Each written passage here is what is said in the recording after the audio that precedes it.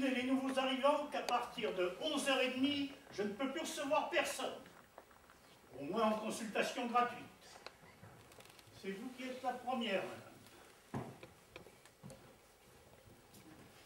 Vous êtes bien du canton. Je suis de la commune. De Saint-Maurice même. J'habite la grande ferme, qui est sur la route de Luchère. Ah, elle vous appartient. Oui, à mon mari, à moi. Si vous l'exploitez vous-même, vous devez avoir beaucoup de travail. Pensez, monsieur, 18 vaches, 2 bœufs, 2 taureaux, la jument et le poulain, 6 chèvres, une bonne douzaine de cochons, sans compter la basse-cour. Bien. Et vous n'avez pas de domestique? Ah, mais si, 3 valets, une servante et les journaliers dans la belle saison. Je vous plains. Il ne doit guère vous rester de temps pour vous soigner. Oh non. Et pourtant, vous souffrez. Ce n'est pas le mot. C'est plutôt de la fatigue. Oui. Hein. On appelait ça de la fatigue. Ouvrez la bouche. Oh, oh, oh, oh, oh. Vous ne devez pas avoir beaucoup d'appétit.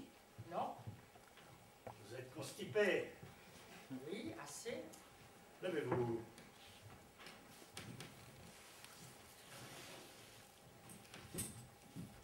Ici, chez vous. Respirez.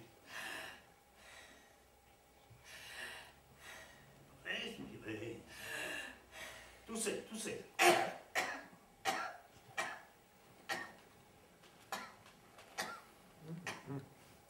Vous n'êtes jamais tombé d'une échelle étant petit? Je ne me souviens pas.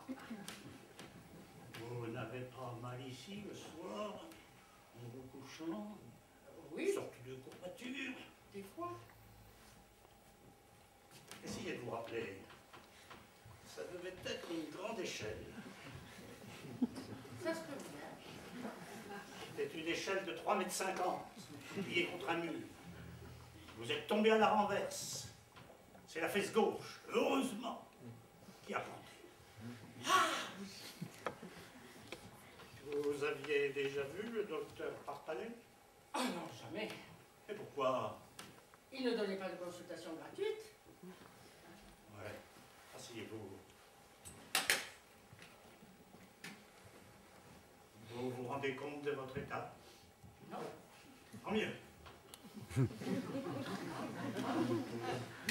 avez envie de guérir ou vous n'en avez pas envie? J'ai envie.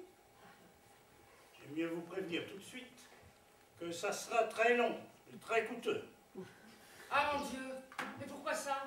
Parce qu'on ne guérit pas en 5 minutes un mal qui traîne depuis 40 ans. Depuis 40 ans? Oui, depuis que vous êtes tombé de votre échelle. Et combien est-ce que ça me coûterait?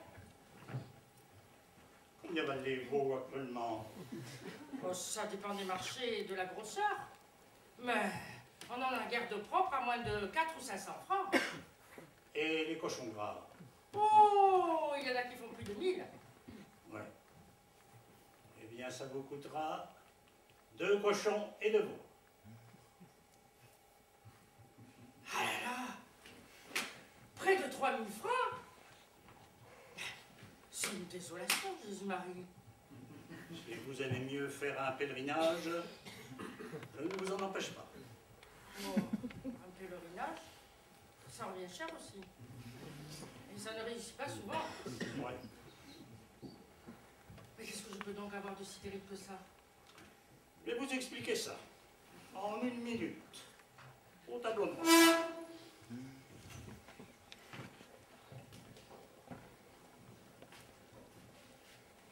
Voici votre moelle épinière. On coupe très schématiquement.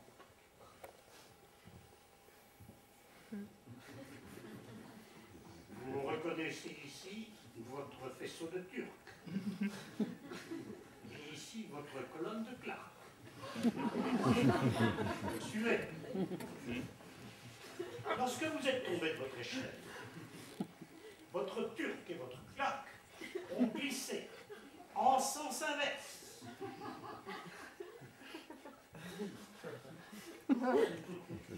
De quelques dixièmes de mille. Vous me direz, c'est peu de chose, évidemment. Mais c'est très mal placé. Et en plus, vous avez un tiraillement qui s'exerce sur les multipolaires. Mon Dieu! Marguerite, vous ne mourrez pas du jour au lendemain. J'aurai le temps. Oh, j'ai bien du malheur de tomber de cette échelle.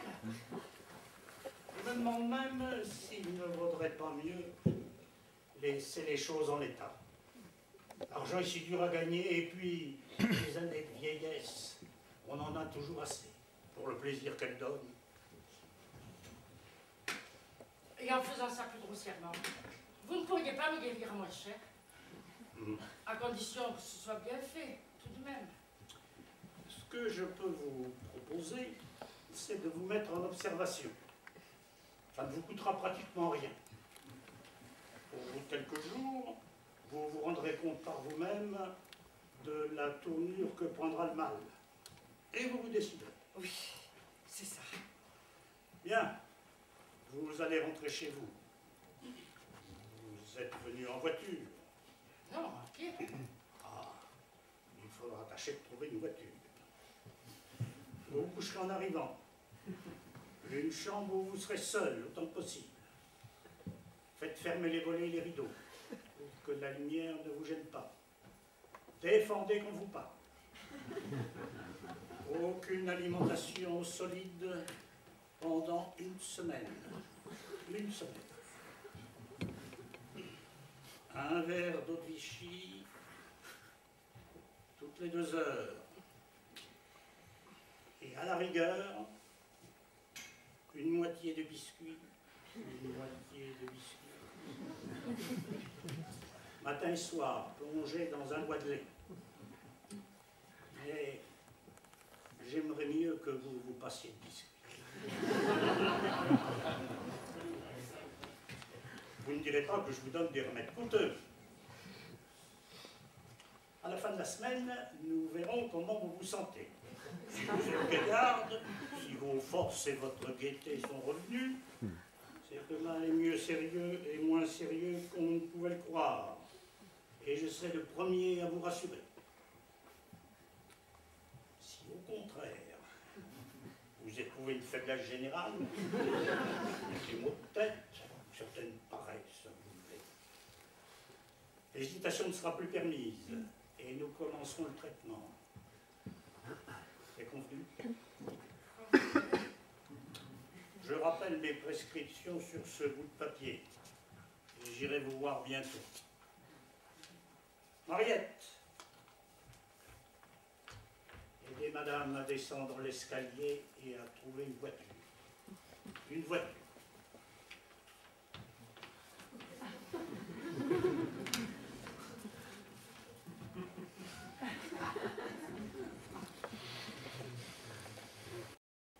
Et pourquoi serait-il mort? Mais comme ils ne se doutaient de rien, ils auraient continué à boire, à manger, à faire sans doute imprudence.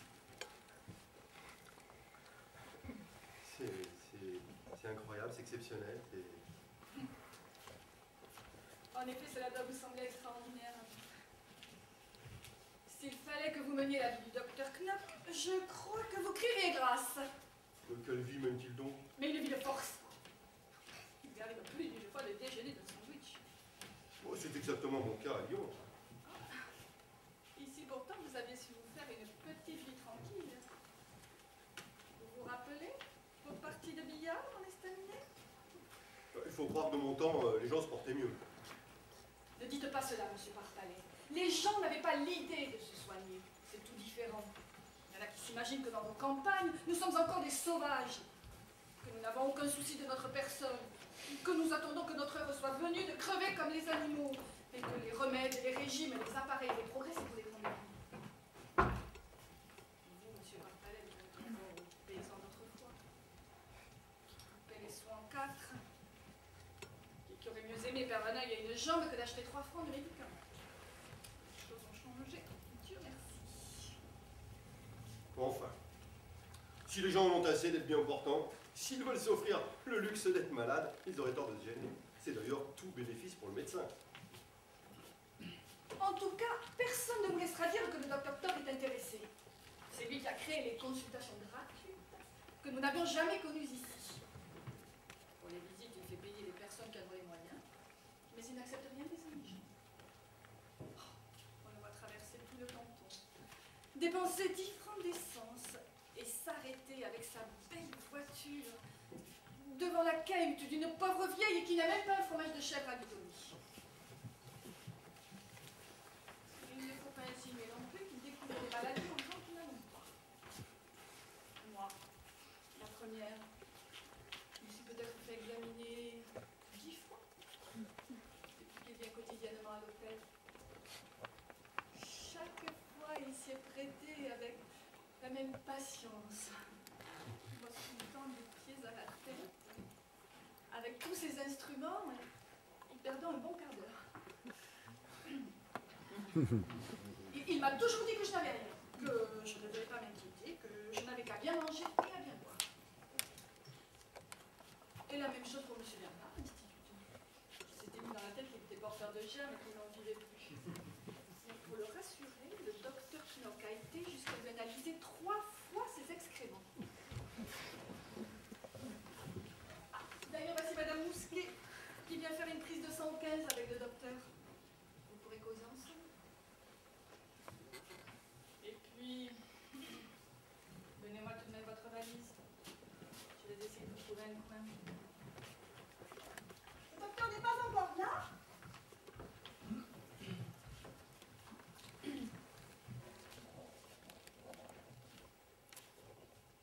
Docteur Parpalais? Oh, revenons me voir. Il y a si longtemps. Si longtemps? Mais non, 3 mois. C'est vrai. 3 mois. Oh, cela me semble prodigieux. Vous êtes content, à Lyon? Très content. Tant mieux. Tant mieux. Vous aviez peut-être là-bas une clientèle toute faite. Je l'ai accru d'un tiers. La santé de M. Mousquet est bonne.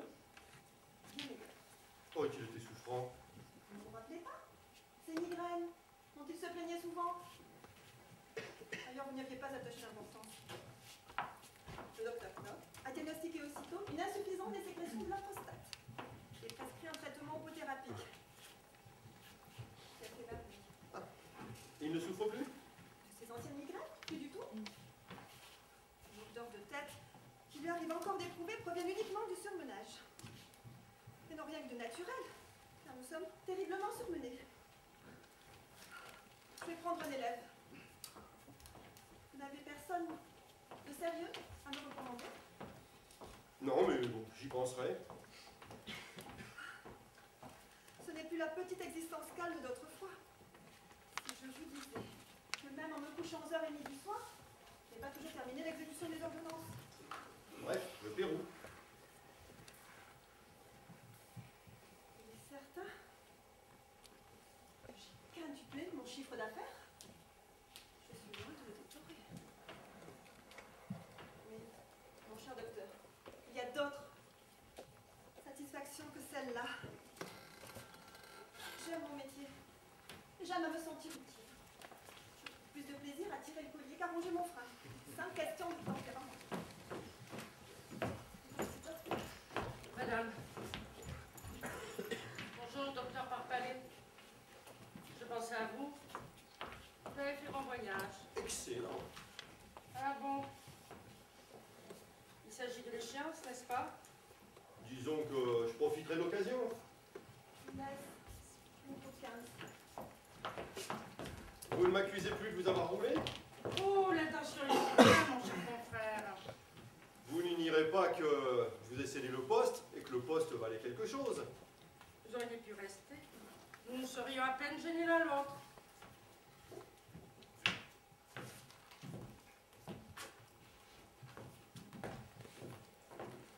Madame Mousquet vous a parlé de nos premiers résultats. On a parlé. Même si je voulais vous cacher mon ahurissement, je n'y parviendrai pas. Je ne puis guère douter de vos résultats, ils me sont confirmés de plusieurs côtés. mais me permettez-vous de me poser une question tout haut? Je vous en prie. Si je possédais votre méthode, si je l'avais bien en main comme vous, s'il ne me restait plus qu'à la pratiquer, Oui. est-ce que je n'éprouverais pas un scrupule? Répondez-moi. Mais c'est à vous de répondre, il me semble. Remarquez, je ne tranche rien, je soulève un point excessivement délicat. Je voudrais vous comprendre mieux. Ah, vous allez m'accuser de rigorisme, que je coupe les cheveux en quatre, mais est-ce que dans votre méthode, l'intérêt du malade n'est pas un peu subordonné à l'intérêt du médecin? Docteur Parpel, vous oubliez qu'il existe un intérêt supérieur à ces deux-là, Lequel? celui de la médecine. Le seul dont je me préoccupe. Oui, oui. Oui. Vous me donnez un canton peuplé de quelques milliers d'individus neutres, indéterminés. Mon rôle, c'est de les déterminer, de les amener à l'existence médicale. Je les mets au lit et je regarde ce qui va pouvoir en sortir. Un névropathe, un tuberculeux, un artérioscléreux. Ce qu'on voudra, mais quelqu'un, bon Dieu, quelqu'un. Rien ne m'agace comme cet être ni chair ni poisson que vous appelez un homme bien portant. Vous ne pouvez cependant pas mettre tout un canton au lit. Oh, vous accorderez.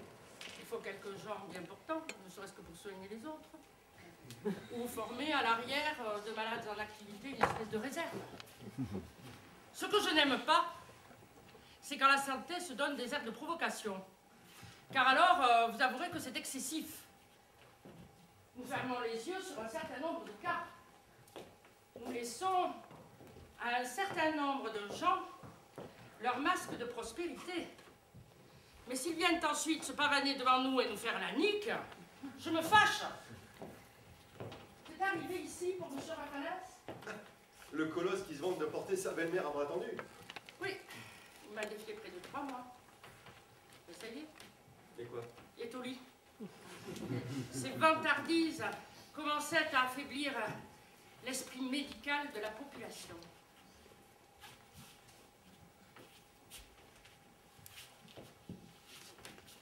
Regardez un peu ici, docteur Parpalais. Vous connaissez la vue qu'on a de cette fenêtre. La première fois que je me suis plantée ici, le lendemain de mon arrivée, je n'étais pas trop fière. Je sentais que ma présence ne pesait pas lourd. Ce vaste terroir se passait insolemment de moi et de mes pareils. Mais maintenant, j'ai autant d'aise à me trouver ici qu'à son clavier l'organiste des grandes orgues.